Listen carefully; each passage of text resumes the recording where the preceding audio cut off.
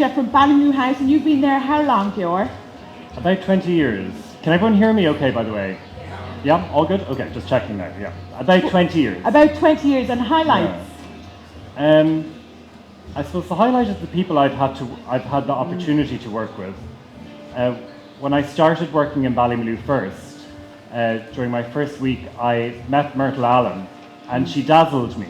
And it's not often in your life that somebody dazzles you, but I still remember that feeling, and I've always carried it with me in my time in Ballymaloe. So certainly a highlight for me, other than the food, are the people that I've had to work with. Dorina, Rory, Rachel, Mrs. Allen, Tracy Daly. Yeah, so yeah. A lot of highlights along the way. We're very lucky as well, yeah. But I love that you bring up Myrtle, because not only was she a really good friend, she was one of your biggest influencers and mentors on your journey, which is so critical, isn't it? It is. Yeah. Yeah. And she has a part to play in this, because she's always with you in what you do, which I just love as well. Yeah, yeah. We think of her every day or every hour in the pastry kitchen. So, for anyone who doesn't know, my name is Ryall. I'm the head pastry chef in Ballymaloe House, so just adjacent to us. And last September was the publication of my book, Ballymaloe Desserts. So, very aptly named for the place that we're in. And so many of the recipes in the book are not recipes I've concocted or created, and they're not influenced necessarily by trend, but they're actually the recipes that get us through the year and have gotten us through the years. So they're the ones that we rely on, the blueprints that we swap in fresh produce in October or September or January, whatever's on hand, but these are the recipes that are most useful. So today in the demo, I'm going to make two of my favorite simple recipes from the book. So these are recipes that I think any of you could go home and make very easily. One is simpler than the other. The lemon posset will take about 5 minutes to prepare. So even if you're in a rush, it's a dessert you could easily turn out for a dinner party. You'll wow your guests. And then another recipe involves making a pastry that I think was actually invented in Ballymaloe. It's called cream pastry. I'm going to show you how to make it. I think it's brilliant for anyone who thinks they don't have the touch, or they're fearful of pastry, or maybe you've had a pastry calamity in the past. This is a great one to build confidence again. Agreed. Yeah. Absolutely So brilliant. the recipes are in the book, and I hope you enjoy seeing them made. So should we start, Tracy? Let's start, George. Okay. So the joy of this pastry is that it's made in a mixer. So if you think you've got hot hands, or you didn't inherit the genes that it takes to make pastry, all you need is a mixing machine. So, and it's a very easy recipe to remember. It's in empirical form, equal quantities of everything. So I'm going to have half a pound of butter, half a pound of flour, and half a pound of cream. So an easy one to keep in your mind. So I've diced the butter up finely. When I say finely, or into small pieces, I really mean like tiny little cubes. So I'll pop that into the bowl of the machine, so that the machine has less work to do in rubbing it in. So pop that in. That's cold butter from the fridge. So half a pound of butter, half a pound of plain white all-purpose flour, and then I'm going to let the paddle rub the butter into the flour, and that's going to... Tracy, you might have to show me the knack here now. She's a tricky one. Thank God it's not live. Great. So I'm going to turn it on kind of low-medium speed, let the paddle rub the butter in, and when it gets to the point that it looks very crumbly, I'm going to add all the cream in one go, and that's it. Pastry made. So, ooh. Turn it on. And it really is that friendly, isn't it, to make it? Yeah, it's great, and I always make this pastry at least a day in advance. So it's something, if I know I want to make the tartlets tomorrow, I spend 5 minutes making the pastry now, and then tomorrow when I want to assemble the tartlets, which you're going to see in a minute, with some pastry I prepared yesterday, it just takes a matter of minutes to put them together. So by fragmenting the job in two, it makes light work of something that looks like it's taken quite a lot of time to prepare, which is always nice.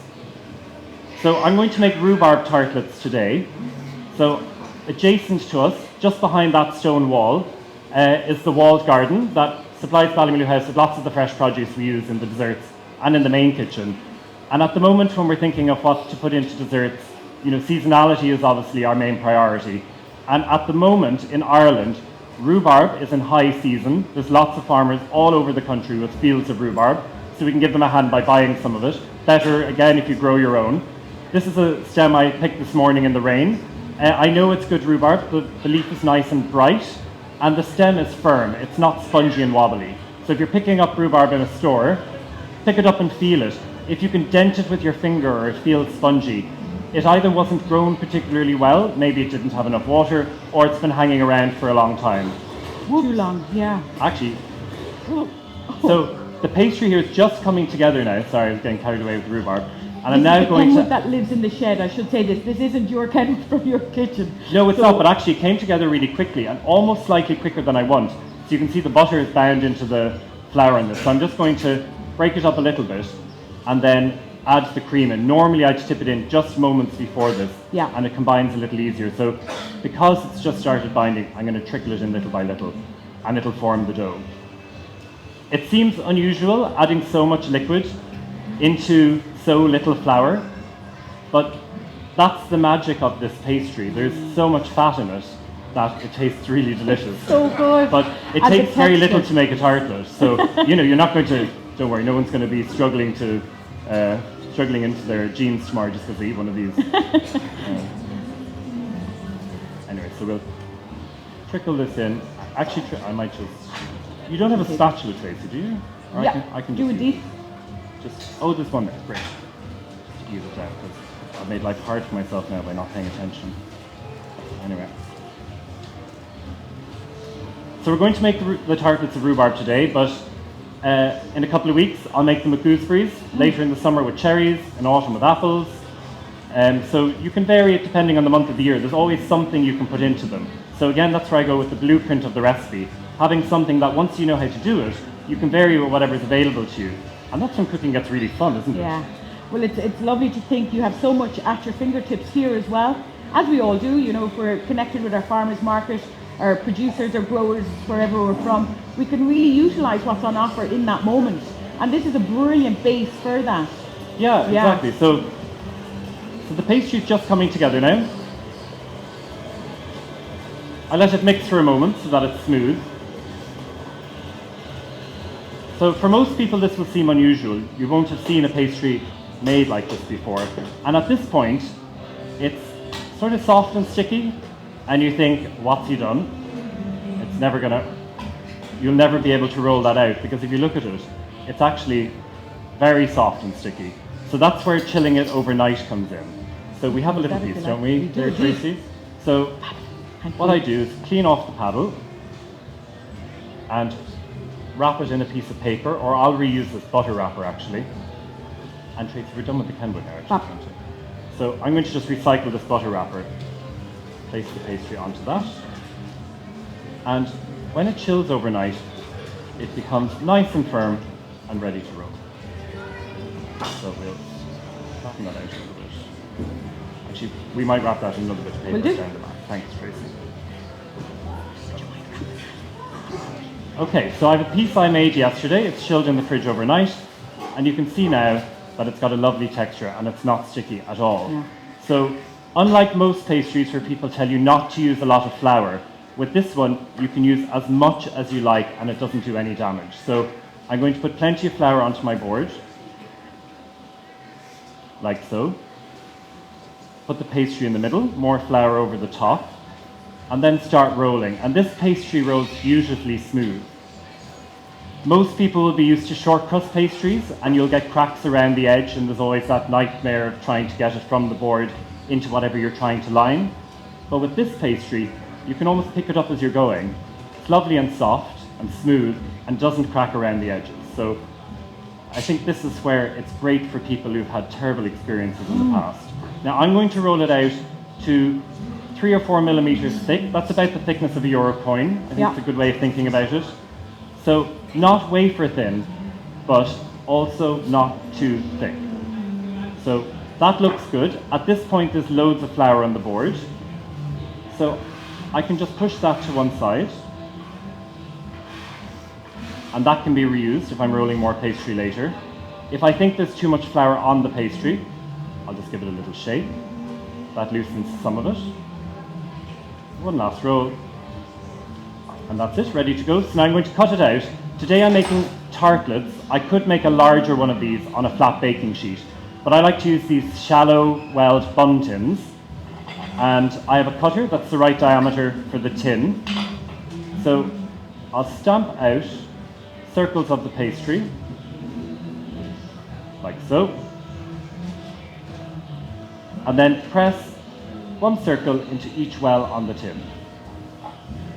And this stage you could do in advance. So you could do this in the morning and have this sitting in the fridge, and then later you just arrange the fruit on top before you pop it into the oven. So I'll do just about 6 of them now to demonstrate. And if you have any scraps of pastry, like I have here, you can reuse that another day. This pastry is also great for covering savoury pies. So you might have a chicken and leek pie or a steak and oyster pie, and this is wonderful on top of those savoury pies because there's no sugar in it. So I'm using it for a sweet tart today, but you can also use it for something savoury. So I'm pressing the pastry down so it fits snugly into the tin. Clear off a little bit. Great. Now, so today we're going to use rhubarb. So I mentioned this came from the wall garden just behind us. The leaves of the rhubarb, that has no use. Oh yeah, flip that over, don't Tracy. So rhubarb leaves are actually toxic, so we don't want to consume them. So I'm going to trim those off without wasting any of the stem. That's a nice thick stem as well. So you'll see, the stems vary from being quite thick to quite thin. That's fine.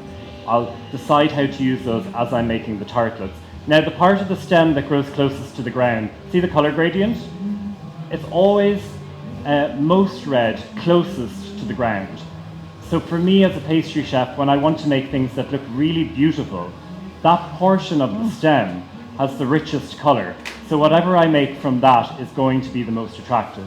Whether it's a fool or a tart, or I'm serving a custard or a compote, it doesn't matter. That's going to be the nicest. So when I'm trimming the rhubarb, I'm going to trim it right there. I'm never going to cut it there and waste that part. That's really precious. So to me, that's the part I want the most. So just trim off the foot. That, put in your compost bin. We're not going to eat that. And then I like to line a few pieces of rhubarb up side by side, and I'm going to cut them into coins. So I have a sharp knife, and I'm just going to run it through the stems. Can you see that okay on screen? Does that make sense? So when I say I'm cutting them into coins, visually the little pieces of rhubarb are just like that. So keep going with that. So this might seem a little chefy, but actually taking a moment to do something carefully is the difference between something like this just being simple and being sensational.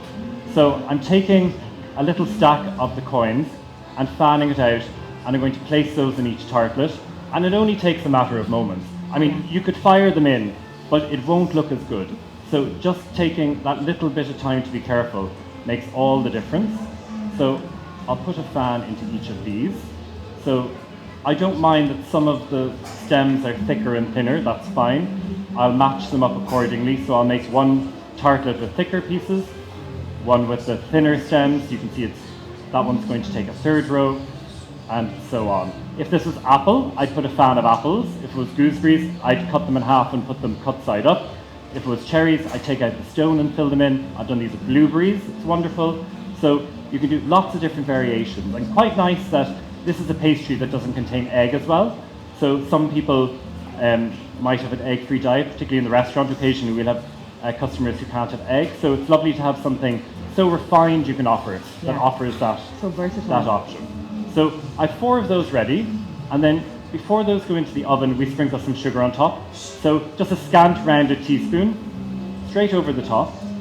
So it looks now like it's sugar coated, but in the heat of the oven, the sugar draws juice out of the fruit, and that juice and sugar makes almost a natural caramel that surrounds and glazes the fruit. And that's it. You don't have to do anything more to them. So they're ready to go in the oven. They take anywhere between 15 and 20 minutes to bake. I'll keep that little bit of rhubarb for later. And I have a tray here that I baked 30 minutes ago up in Ballymaloe house. So you can see in that time, the pastry puffs up. There's a beautiful golden colour, and the rhubarb gets shiny and glossy. And while the tartlets are still warm, I like to pop them out of the tin onto a sugared tray. So I have this tray here lined with a piece of paper. I sprinkled it with sugar, and then I'll lift the tartlets out of the tin, place them on the sugared paper to cool, and then they're ready to serve. Now, these you can eat out of hand. It's almost like a sweet canapé. So good. So you could just pick it up and take a bite. You could put them on a plate, put a lovely platter down on the table. So they're great fun. It's sort of party food. And for something that only has 5 ingredients, I think they're very elegant. And memorable. So just to show how I might like to serve those in the restaurant then, just to go one step further, everything looks better on a bed of green, in my opinion. So I picked a little bit of greenery from the garden. I put it coming out from underneath this plate. I'm going to put a circle of the tarts here, and suddenly they're coming to life. Can you see the difference from just being on a white background to having that little bit of green? And because I love to serve cream with them, I'm going to put a little bit of cream in a bowl in the middle. That way, when I offer Tracy one, you can take a little bit of cream onto your tartlet. Thank you so much, Georg. And let me know how they are. Oh, I will. Should I turn my back? Yeah, I should. Cool. So they're the rhubarb tartlets. So you could all do those, couldn't you? Very achievable, but very elegant. They're good for lunch or dinner. So I'll set those to one side now, Tracy, and we'll move on to the lemon pasta. The pastry is absolutely fabulous. The texture in the pastry is amazing. Yeah. And I wish we had enough bread, but we don't. So you'll have to make it at home after you buy the book, and JR can sign it. Yeah, but it's absolutely beautiful, that flavour. And it's not too sweet. You can really get that rhubarb. Good, yeah. Such a beautiful versatile pastry. The way when it bakes, it puffs up a little bit with all that moisture, turns to steam, and so it's almost steam-lightened pastry. But it has enough butter that there's real flavour there. So they're the rhubarb tartlets. And I love my job. so that was the dessert that takes a long time to make, so this one's even quicker.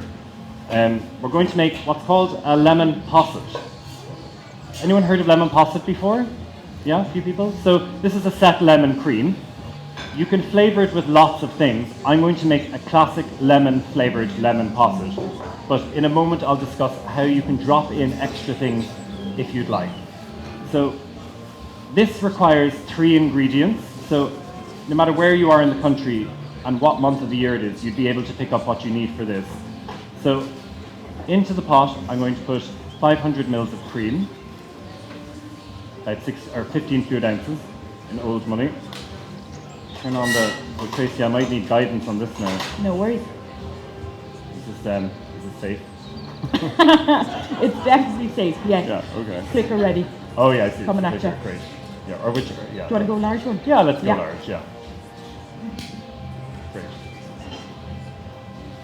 So this is a dessert I think you could make in the morning while you're waiting for your coffee to brew. It takes about the same amount of time. So 500 mils of cream, and into that I'm going to add 5 ounces of sugar, about 140 grams. So just caster sugar, it will dissolve quickly. So the sugar and cream get mixed together from the beginning. I'll heat that until it begins to simmer. When it starts to simmer, I'll time it for 5 minutes. And after 5 minutes, I'll stir in some lemon juice, and that's it. The work is done. It gets spooned into poured into glasses, and it'll naturally set in the fridge over the coming hours. Now, if I wanted to zhuzh this up a little bit and make it more interesting or do something a little more exciting, I could drop in some sweet geranium leaves. A lovely rose or lemon scented geranium would be excellent here. Or some lemon verbena leaves, that would really push the lemon flavour forward. You could try it with mint. It's wonderful with elderflowers. So I spotted the first elderflower in the woods here 3 days ago. Over the next couple of weeks, the hedges are going to explode with lacy elderflowers. So you could just drop the whole elderflower head into this cream while it's heating. That will extract the flavour. Yeah. So there's lots of directions you could go in with a simple cream dessert like this. So while I'm waiting for that to heat and come to a simmer, I'm going to prepare some strawberries to serve with these, or to serve with it. Now, it could be any fruit. Lemon pairs beautifully with any fruit I can think of right now off the top of my head, particularly berries. So as we go into summer, it'll be wonderful with blueberries or raspberries later on, even with plums, with peaches. But at the moment, other than rhubarb, the main seasonal fruit in Ireland are strawberries. So no matter what shop you go into at the moment, you can't escape but see a punnet of Irish strawberries. So these are some lovely Wexford strawberries. And all I'm going to do is sugar them. A very easy way to prepare them that makes them suitable for serving them with cream or ice cream, a set cream, or even just to have on their own. So I'm going to remove the green of the strawberry with the tip of a knife. Take the hull out. Now some people, when they're taking the green off the strawberry, they like to, I don't know if you can see this, like they'll cut across it like that. But for me that's sinful, the amount of fruit you'd waste. So I go in just under the green with the tip of a knife, give the berry a little twist, and that way you only remove the very necessary tough bit and you keep all of the fruit in the berry. So that's just a little detail, but I think worth mentioning because I can't imagine wasting that. Yeah, so simple. I'm actually going to, we'll keep that simple. Yeah, shame on you all. So I'll take the greens off the strawberries. If I had a mixture of berries, you could do with this as well, but it's just quite nice to see that you could keep it plain. So, yeah, that's just starting to warm.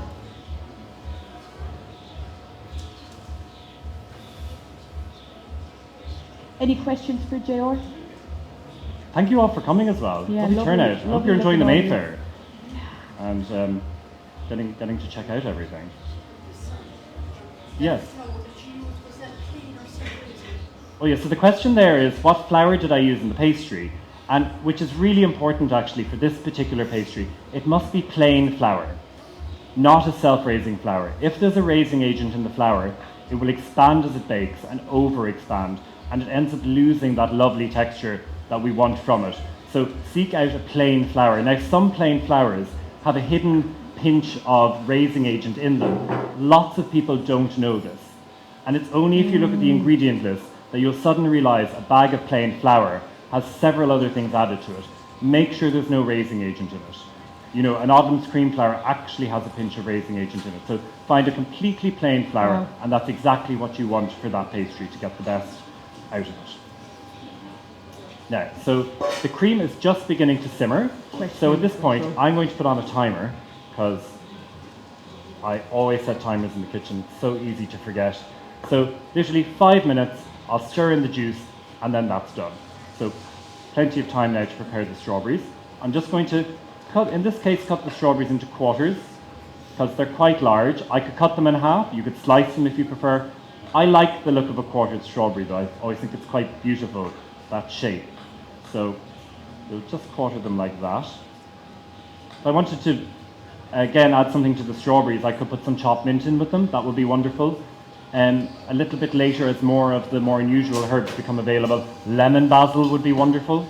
There's lots of different things you could add in there for extra flavour. But actually, oh, that's great. It's coming to a boil. No, that's actually okay. Sure? So yeah, we'll let it boil. So I picked a pot in this case that can accommodate the cream expanding. So it's now foamed up in the pot, but the sides are high enough that it's not going to spill out everywhere. So that's great. That looks good. I think we might have had a question in the front row. Did you have a question? Oh, yes, there a question? Two questions. For the pastry, what temperature do you bake it at and how long? Ah, a very good question. Yeah. What temperature did I bake the tartlets at? I forgot to say. Thank you. So that was at 200 degrees in a conventional oven. So quite hot for pastry, but because the pastry has no sugar in it and it's quite fatty, the extra heat really helps it while it's baking, and that's what gives it that lovely depth of flavour and colour. So 200 degrees. And they take 15 to 20 minutes. Ovens vary a little bit. Some ovens will run hotter than others. Yeah. So no matter who's designed an oven, Yeah. and I've worked in a lot of different ovens and made these tartlets in Europe and in America and different places, you just have to keep an eye. So I'm looking for that beautiful golden colour, and that's how I know they're done. But usually 15 to 20 minutes. Also, how much lemon juice did you use? So I haven't added it in yet, but I have 4 fluid ounces of lemon juice. Okay, so how are we doing on time? So we have just under 3 minutes for that to simmer. So while we're waiting on that, I'll finish preparing the strawberries. So I've cut the strawberries now. They're into quarters. I'm going to add into that a squeeze of lemon juice and a little sugar. And if you have dull strawberries, this is the most effective way to tickle a little bit of flavour out of them. So sometimes strawberries, they might just be sweet, and if they have no acidity of their own, they're just going to taste dull and flat. So a squeeze of lemon juice will give them a little bit of life. Now these are lovely strawberries, I must say actually. Yeah. The ones we got last week were a little bit dull, the very first ones, but they're getting better as the days go on. And I'm sure with the blast of sun yesterday, next week's strawberries are going to taste really good. So probably a good idea to go buy strawberries on Wednesday or Thursday. Yeah. They're going to taste better than they did a few days ago. Love That's it. just how it works. So a squeeze of lemon and a sprinkle of sugar. The sugar will draw juice from the fruit. The lemon will help to liven the whole thing up. And then I'm just going to taste one because this is something there's no exact recipe for. It's just a matter of, does it need more or less? And if you think you've added a little too much lemon juice, you add a little more sugar. One balances the other. And I'm actually going to add a little bit more of each in this case. And then the strawberries can sit for a couple of minutes to macerate, and they'll get shiny, juice comes from them, and they form their own marinade, which is really a beautiful thing because we're just relying on the flavour of what's there, and we're not trying to cover it up with anything. So that tastes really nice. Like Oh, thanks, water Chris. there. Yeah, so they're delicious. 1 minute Great. left on this. So 1 minute left on the cream. So as it's boiling, it's reducing a little bit. Essentially, we're driving off some of the water, or the liquid of the cream, it's evaporating. And there's an interesting bit of science that's going on here. The cream reduces and it's sweetened, and once the acid hits the cream that's cooked, something magical happens in the background that once it's cooled, it sets to a beautiful creamy texture. You can cut it with the edge of a spoon and it melts in the mouth. So lemon posset, it's a really old Outstanding. thing. I didn't Yeah. invent it, but I've taught how to make it and love playing with it. It's really fun. So at this point, even the look of the bubbles has changed as it's evaporating. So I know it's nearly there, even if I hadn't set a timer. So we've got 20 seconds. I'm going to just turn off the timer now. Has anyone here not had the pleasure of tasting a posset, a lemon posset before? Anyone in the audience?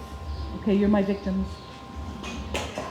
So I have a jug and a sieve ready. When I add the juice, I'm going to pass it through the sieve, just in case any cream stuck to the side of the pot. I don't want one of those little bits landing in the dessert at the end. I want this to be beautifully smooth and with no little flecks No in it at all. interruption. So in goes the juice. I give it a stir, and that's it. So great dessert. You just dirty one pot and one jug, and then it's made. And you can scale it up. I'm making enough to fill probably about 6 glasses, but there's no reason why you couldn't do 2 or 3 times the recipe if you're having a big party. I'll pop that sieve in there, Tracy. Thank you. So I have some glasses here. Now you can go to town on the shape. I have a few that I set yesterday in taller glasses for fun, but these are just small little round tumblers, and because it's such a rich dessert, the amount I'm putting in the glass now is probably all about you might want to eat, particularly if it's at the end of a meal. So I'm going to say there's about 2 fluid ounces in each of those, and that's probably the perfect amount. Absolutely. A little goes a long way, you're right, because it's so beautifully rich. Now, you could set this in a larger wide bowl and spoon it out on the table, set it down and spoon it into dessert bowls at tableside, but it's really fun to have individual portions, particularly if we're going to decorate it with fruit at the end. So, so bang on, I got 6 of those, the right amount. Now, if I had raspberries, I could put some fresh raspberries into the glass, pour the lemon posset mixture over it, and they would set within it. And that's wonderful, because then when you dig the spoon down into it, the raspberries ripple through. Also means instead of filling 6 glasses, I'd probably be able to fill 8, because the raspberries would fill some of the volume, if you get me. So, but anyway, we don't have raspberries today because they're not in season yet, so we're just going to go with the strawberries. Thanks, Tracy. So they go into a fridge, and in 4 hours they're ready to go. But again, I'd do it in the morning for the evening or the day before, just to split up the work. So here I have some, I've just set them in a martini glass. And then I also have these glasses, which I quite like to use. It's a non-stemmed martini. And with some of the berries, I'll just give them a toss now and taste them once more, in case I think they need anything. They're delicious. And it's really as simple as just putting a spoonful on top of the glass. So I'm going to put them to one side of the glass. I think that's going to look smart and pretty. So you can still see a little bit of the white posset over it, or through it. I think that's cute. And then, what do you think, Tracy? I think I should taste it. Well, you'll have to in a moment. So then, what else can we do? Oh yes, this is a herb that I love. It's called Sweet Cicely. Probably not familiar to most. You don't find it in supermarkets. And unless you're a gardener who loves soft ferny things that grow in shady spots, you're probably not going to have it. But it smells and tastes sort of aniseedy. It's wonderful. It looks really delicate, but it's actually very robust. Holds up really well. Beautiful garnish for using on cakes. Pairs well with rhubarb. And in this case, I think it's so beautiful. I'm just going to put a leaf on the plate that I put the glass on. So again, using a little bit of colour to make something that only has 3 ingredients look much more exciting. So sometimes it takes very little to elevate like that. And because the dish itself, the posset, is so silky smooth, these things I think often benefit from something crisp on the side. So this is it's called a langue de chat, translates from French as cat's tongue, another recipe in the book, but a lovely thin, elegant biscuit. I put some little bits of coconut on it actually. Not sure if you can see that. You could rest that across the top of the glass. You know, now it's almost looking like something you'd serve in a restaurant, but it's a bit of fun. Or you could rest it down the base of the plate. Let me do up another one with these. And then another recipe from the book that I love are these little heart-shaped shortbread biscuits. Another 3-ingredient dessert or dish. You know, if you have biscuits in the press, you can eat them any time of day. But they'll pair so nicely with the lemon cream. So I'll just get another plate ready with another bit of this Sweet Cicely under there. I might do one of these lower ones this time just to show. Bring it into the camera. So, hope you can see that. And some of the strawberries on top. Like these strawberries, you can just have them with a spoon of cream. Sometimes when people serve strawberries and cream, they'll just have plain whipped cream and whole strawberries. And I often wonder how you're really meant to go about it. You're meant to dip them in, or whereas as soon as you cut the berries open, you can see all of that juice seeping out. It becomes much more interesting. So if I was serving strawberries and cream, I'd love to prep them like this and then give someone a fork to mash them so the juices blend with the cream. And that's when you really get the flavour out, isn't it? So it's kind of funny calling something like this a recipe, but actually it's often only when you're shown it that you then realise the potential of it. Sort of thing, everyone says, oh, well, I knew that, but you might say, yeah, but you didn't do it, you know, so I'm showing you now. So sorry if anyone, if this seems really easy for anyone, but I think it's great just to demonstrate how simple it can be. So, and in this case, I'm going to put the little heart-shaped biscuit just on the side. I think that's quite cute. And, you know, some people like to put garnish sticking out of the tops of things. If you wanted, you could put another bit of green on the top. But that's it, really. That's absolutely gorgeous. Very simple dessert. And so we have the fabulous Orla's about to come out on stage because she wants to complement your desserts with her Valencia Island vermouth. So we just need another minute on that because I think that would be a delicious pairing, J.R., with what you've done today. What do you think? Totally. I think so. Well, I'm really interested now I've only tried that vermouth once before, so can't wait to hear more about it. Yeah, I think it's the only vermouth being made in Ireland. Yes, quite incredible. Well. Yay, Orla! Yeah. Welcome, Orla. Great. Valencia Island vermouth. Come and talk to us. I'll get you a microphone. Hi, Orla. Nice to meet you. Where's Isaac? Where are you? This one. That number. So I'll even set you up in the middle here, Orla, so I can hold this microphone so we can all hear all of this information. Not at all. Of course.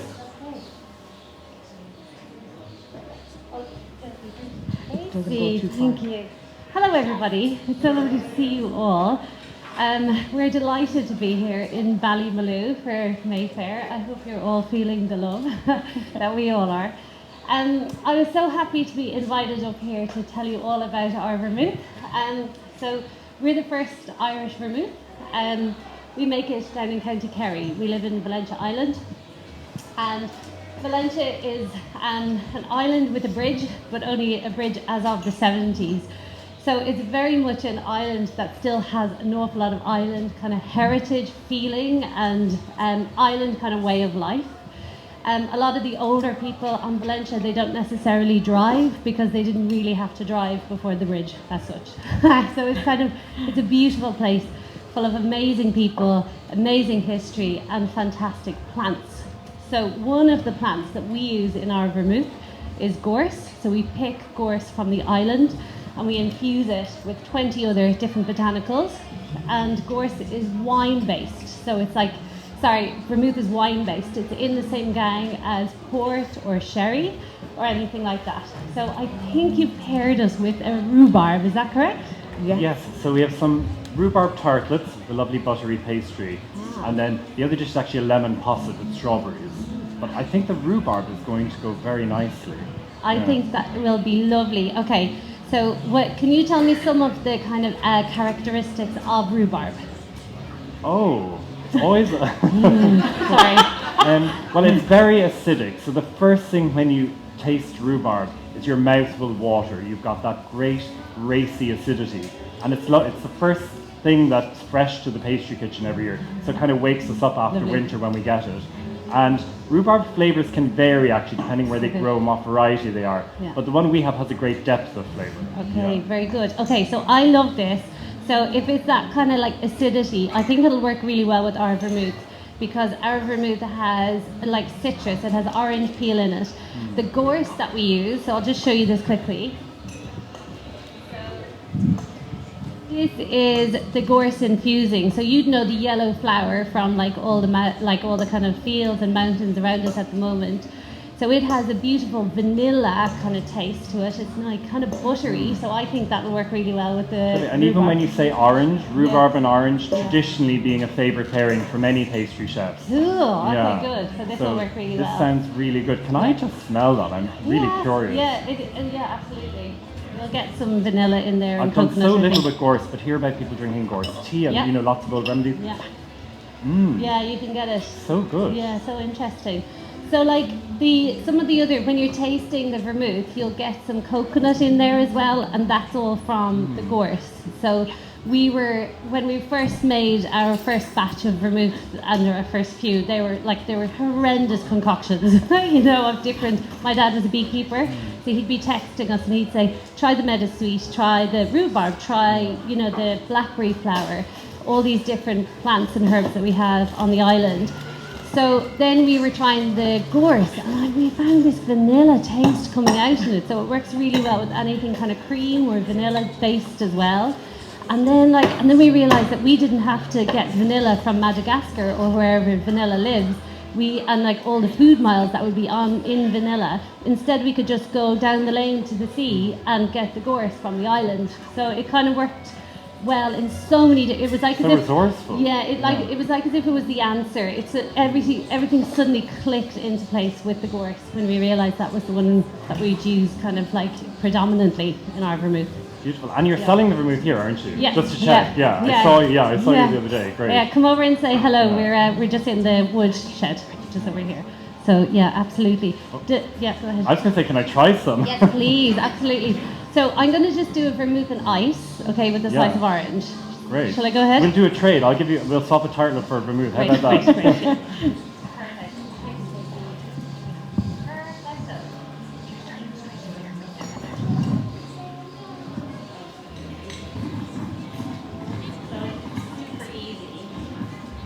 This one's for you, Jill. No, you must go first, Yeah. Trace. No, I insist.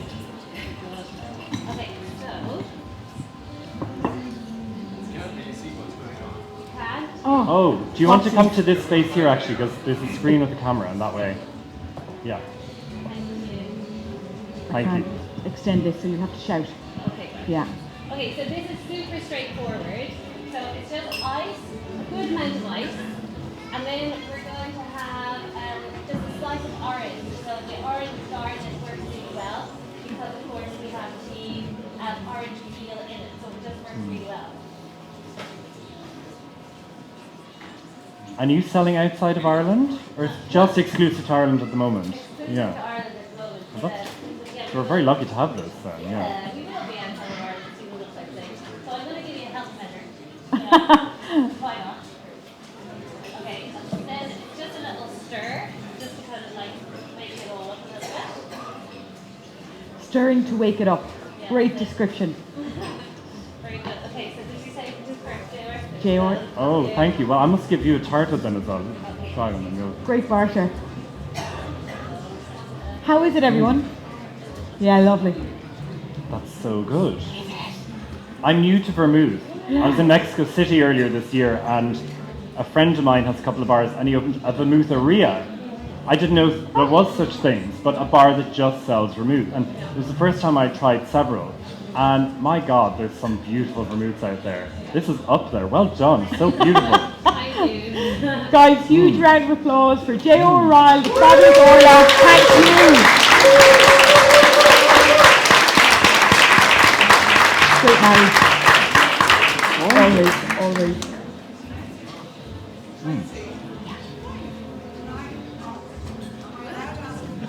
Yeah. Yeah, of course. Yeah.